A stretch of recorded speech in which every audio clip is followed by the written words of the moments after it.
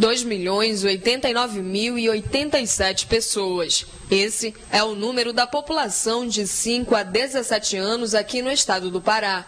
Desse total, 200 mil pessoas estão trabalhando.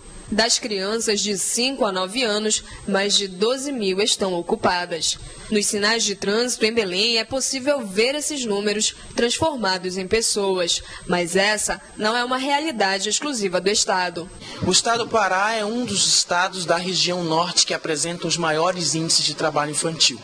Frente a esse contexto, o Brasil, como nação, se comprometeu a erradicar as piores formas de trabalho infantil até 2016 e todas as formas de trabalho infantil até 2020. Diante, porém, de um quadro de redução do ritmo de eliminação, de decréscimo dos índices de trabalho infantil, dificilmente o Estado brasileiro e, por via de consequência, o Estado do Pará, conseguirá atingir essas metas internacionais.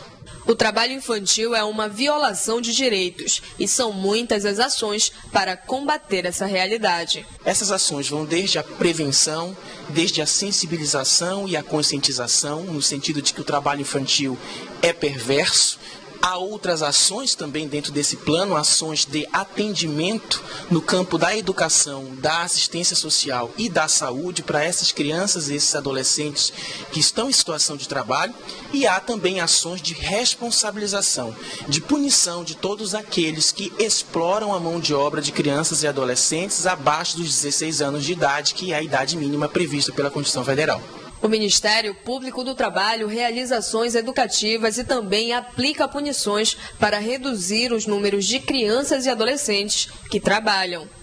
O Ministério Público do Trabalho atua de maneira preventiva e de maneira repressiva.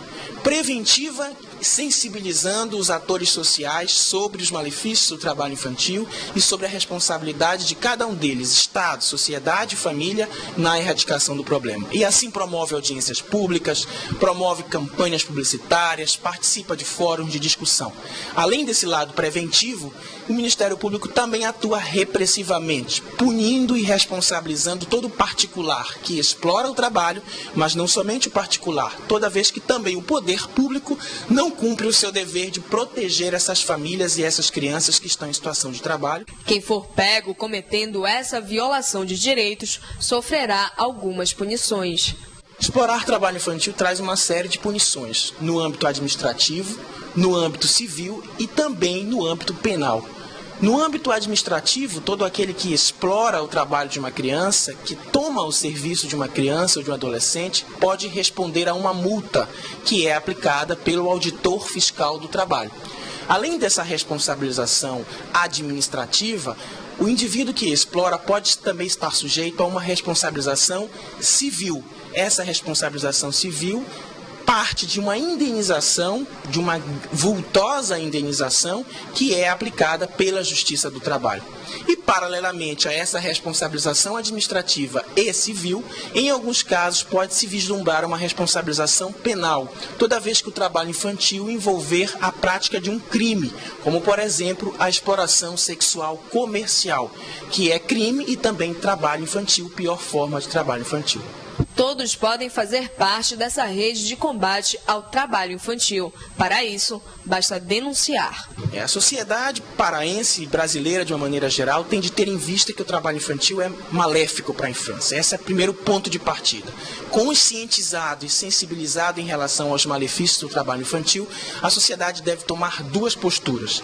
A primeira, denunciar qualquer tipo de exploração do trabalho, discando o número 100. 100.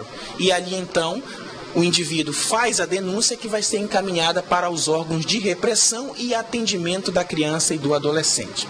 Mas não somente denunciando, a sociedade colabora para a erradicação do trabalho infantil.